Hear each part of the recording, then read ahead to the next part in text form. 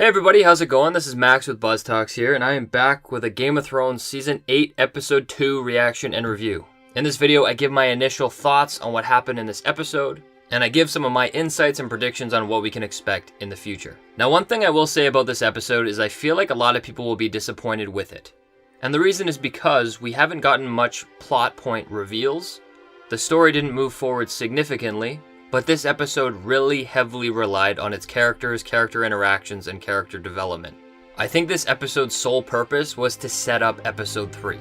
I think it's really the last time we're going to be able to laugh with these characters, enjoy their company, see their interactions, before everything is changed when the White Walkers attack Winterfell. And in regards to that, I think this episode did a good job. A lot of great humor, we saw characters having great interactions with each other. And we saw a lot of characters come together that I think brought their interactions full circle. So I think initially this episode seemed slower, but I think we'll appreciate this episode a lot more once we see episode 3. Because typically big Game of Thrones episodes work the same way. You have 30 minutes of the episode setting up the battle or the event. You see character interactions that builds tension and makes you hope that they're going to stay alive. It raises the stakes. It invests you in the characters, and then the last 20 minutes would be the final battle or the interaction that they're leading to. I think they followed this formula, but instead of it taking place in one episode and having 30 minutes of character development and then 20 minutes of battle, we're going to have this episode that is filled with character development that gets us sucked into these characters, and then that takes us into episode 3 that is going to be purely battle and survival. I think part of the reason why this episode was so funny was because moving forward, I don't think we're going to have much of that. So even though this episode stands on its own, I think it would be best watched alongside episode 3. And even though this episode did focus in on a lot of character interactions, we also got a lot of signature plot points. We saw Jon Snow finally tell Daenerys that he is a Targaryen. Throughout the episode, Jon was avoiding Daenerys and she finally approached him in the crypts of Winterfell. And I thought this scene was really well done. As Daenerys is talking about Rhaegar and how amazing she thought he was, you see Jon almost get a bit emotional, because that is his dad, and he gets to hear for the first time what a great person he was.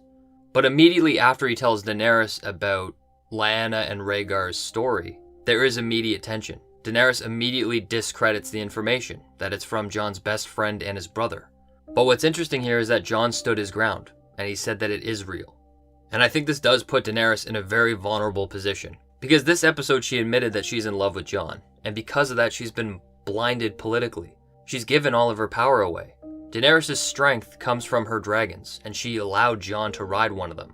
Their interactions and the way she treats Jon is like an equal, not like she is queen of him.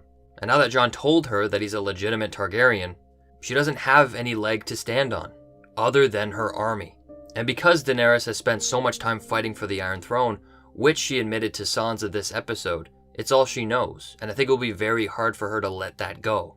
But we don't get to see the interaction continue because they're interrupted by the White Walkers. So I think this plot point of Jon being a Targaryen is going to be halted until episode 4.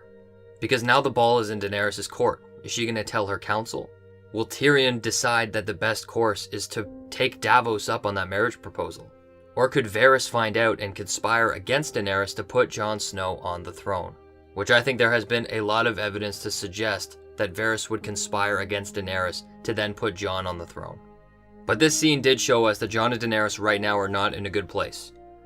And on top of her finding out about that, she is losing her grip or not able to get her grip as queen. During the Jaime trial, she finds out that Cersei isn't coming north.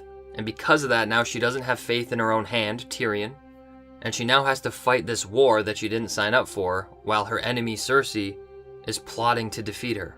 And during this trial, it was nice to see Brienne defend Jaime and that alter Sansa's opinion to let Jaime live. And on top of everything Daenerys is going through, she had to begrudgingly let Jaime live because everyone else agreed that Jaime should not be killed for his past actions. But it was good that we saw a more reserved side of Daenerys. She is listening to her counsel, she's listening to others around her, and that's just stuff that she will need to do to build that relationship. And we see her try and build that relationship with Sansa. In episode 1, we know it's very important that Sansa respects Daenerys. Daenerys is talking to Jon, telling him that Sansa does not respect her, and that Sansa must respect her because Daenerys is her queen. She doesn't need to be my friend, but I am her queen. So we see Daenerys try and humanize herself, talk to Sansa and really understand her and get Sansa to really understand herself. And it was a great scene where they have some small talk, but then Daenerys admits that she's in love with Jon, and she puts Sansa's mind at ease that she isn't manipulating Jon, that really the reverse is true. She's here fighting a war against the dead, and that's the last thing she wanted because all she ever wanted was to be Queen of the Seven Kingdoms. But I think even though what some of Daenerys said is true, I think Sansa sees through it as just pure manipulation, and that's what she's used to. She was raised in King's Landing and learned from a lot of manipulative people. And even though Daenerys has this heartfelt scene with Sansa, she is not having it and tells her that she still stands her ground and disagrees that the North should pledge fealty to another king or queen, and they should be their own separate entity. And that's what they thought would happen when they had the Battle of the Bastards and they beat the Boltons. And this isn't putting her in a good position. Finding out that Jon is a Targaryen, having Sansa still declare their independence or wish to declare their independence, and then losing complete faith in her own hand, could put her in a compromising position.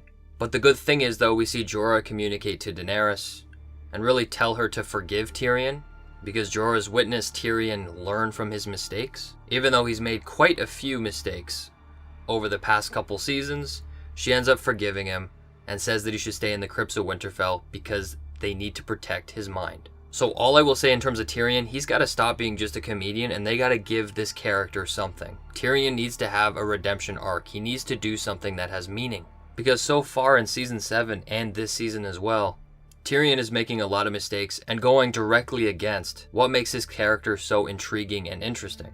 But with all that, we see Tormund, Beric Dondarrion, Dolorous Edd, and members of the Night's Watch finally arrive to Winterfell, and they're notified that the White Walkers are coming. And this was a really good scene. I really love seeing all these characters come back together because it's been so long. And that really leads into the rest of the episode, where we see Winterfell preparing for the battle. We see trebuchets. We see that they're getting everyone involved. Everyone is fighting. They're laying down spikes to stop the dead. They're laying traps, and they have firewalls in place. And they've also fortified the castle walls with dragonglass. And that really feeds into their way of stopping the Night King. He's basically unbeatable unless you get the Night King alone and kill him. So they have a plan, and Bran volunteers to stay at the Weirwood Tree and have the Night King come to him. And then they may have the ability to kill him. And it was nice that Theon did volunteer to protect Bran, because it really shows those two characters coming full circle. And Bran is confident that the Night King is going to come and attack him because he's been marked. Now we saw Bran get marked in Season 6.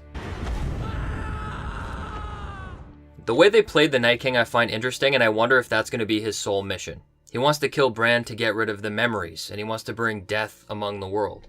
That is for sure a possibility. I just wonder how they beat the Night King in the last War for the Dawn. How did the Children of the Forest, the First Men, and this prophesied savior Azor Ahai push the Night King back north over the wall? So who knows, maybe the Night King just wants to bring death across the world, and Bran would be the perfect target to lure the Night King in. But I've been very clear that I think there's something else at play, and I think the Night King wants something else. I think he's made it fairly clear, even in episode 1, by using those spiral symbols with Ned Umber in the center. He may want a sacrifice, he may want a child, much like Craster's children, and his target may be somebody with Targaryen blood. But if you want to know more about that, check out my video on how to defeat the Night King. But because of this scene, I'm really interested in seeing the implications of this fight. Because over the past couple episodes, Bran has proven he is good at one thing. He is great at sitting and staring. So I'm sure he'll do great at sitting next to the Weirwood Tree waiting for the Night King. But I'm having a hard time seeing the Night King coming down alone and Theon trying to kill him. And could you imagine if this plan works and they actually do kill the Night King? That's why, for that reason, I feel like there's a lot more at play and a lot more at stake, and I think something else might happen. But based on their plan, I feel like they've put themselves in a corner where I don't know how they're going to get out of it. And next episode, we know Winterfell will fall. And with that fact being known, I don't know how we're going to get Bran and all these characters out of Winterfell if the Night King wins. So I'm in a place now where I really need to interpret how this fight is going to go. Will they succeed in luring the Night King to Bran and then kill him? Or will the Night King come in, kill Bran, decimate Winterfell, and leave the remaining people left running from the dead? And that's why I think this episode was important. I think the battle for Winterfell is a lot bigger than we think. I think a lot is going to happen. It's an hour and 20 minutes. I think we're going to get a lot of reveals, and I think we're going to get a lot of character deaths. And that's why this episode was so dedicated to building up those relationships and building up that humor and laughter, because next episode they're going to take it away and it's going to hold much more weight. And I wouldn't be surprised if this plan doesn't work. We see their army at the end. There are many, many White Walkers. More than just 4. Dozens. And they have their army of the dead. They have the Night King and his dragon. It's at the point where they can't lose. So I wouldn't be surprised if Bran doesn't make it. I also wouldn't be surprised if many other characters don't make it, and the remaining escape by dragon or by foot. And I think this episode drew a lot of connections between characters, and we're going to see them be taken away from us next episode. Take Arya. We saw her talk to the Hound. The Hound finally acknowledged that he cared for her and he took care of her. And then Arya pursued her first romantic interest with Gendry. One of these characters won't make it. Look at Grey Worm and Missandei. They talk about after they put Queen Daenerys on the throne, they're gonna go back home. They're gonna live a life of peace. And it was great character development, but I think we're gonna see that be taken away from them, because Grey Worm is gonna die on the battlefield. And then that goes to the great interaction in the Great Hall, with everyone sitting by the fire. Everyone built up relationships. They finally knighted Brienne. It was all she ever wanted, and it was a very touching scene. Maybe she dies a knight, and Theon has come all the way back to Winterfell to defend his family. Maybe he's come all this way to die as a Stark. And then we spend time on the wall, seeing members of the Night's Watch reminisce and joke about Sam, and how he killed a White Walker, and how he's so great with the ladies. And we finally see ghosts standing behind them. And I doubt Dolorous Edd makes it out of this. So I think there'll be a lot of people who jump on this episode and say that they disliked it, they thought it was slow, we only had 6 episodes left, and this felt like a waste of time. And I understand those concerns, but I would tell you to revisit this episode after watching episode 3. This was the last time we got to see character interactions that we've been watching for years. And I think episode 3 is going to catch us so off guard. And we're going to lose a lot of these characters that we've been following for a long time. But that's how I feel in the episode. Please let me know what you think in the comments section down below. But until next time, I'll see you guys later.